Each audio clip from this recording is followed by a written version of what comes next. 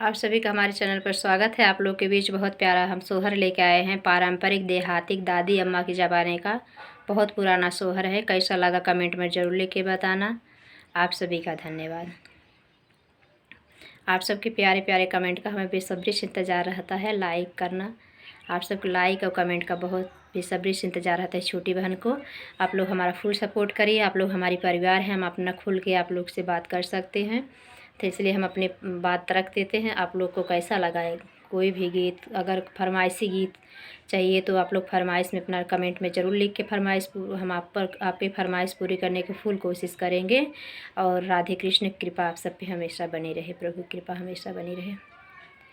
ब्रह्मई बबूला बोलाए निजंग बई ठाए निजंग बई ठाए निहो बबुआ छठिया बरहिया के जात होत तो के वो लाई ती तोह के बोलाई ती हो हम नहीं जाबई हे ब्रह्मा हम नहीं जाबई हो ब्रह्मा ओबरी बैठी माया रोई है सहस दुख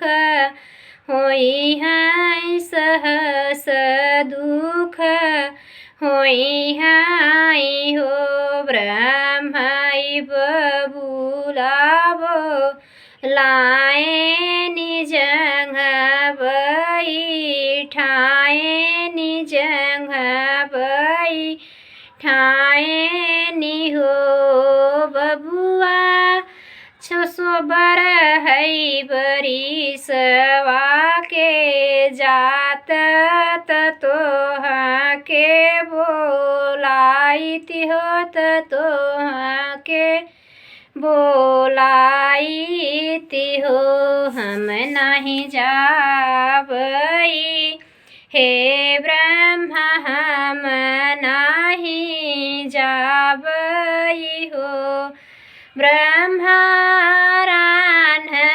परोसिनी माया के ताना मरी है हो सहब हम कैसे हो सहब हम कैसे हो ब्रह्मई बबुआ बोलाए निजंग बई ठाए निजंग बई ठाए निहो बबुआ सब 21 बरिसवा के जात तोह के बोलाई होत तोह बबुआ 16 बरिसवा के जात होत तोह के बोलाई होत तोह के बोलाई हो हम नहीं जाबई हे ब्रह्मा हम नहीं जाबई हो ब्रह्मा नैहर में रोई है बारी धनिया हो सहब हम कैसे हो सहस दुख होई है हो सहस दुख होई है हो ब्रह्मई बबुआ बोलाए होत जंग बई ठाए होत जंग बई ठाए हो बबुआ बूढ़े से ठेल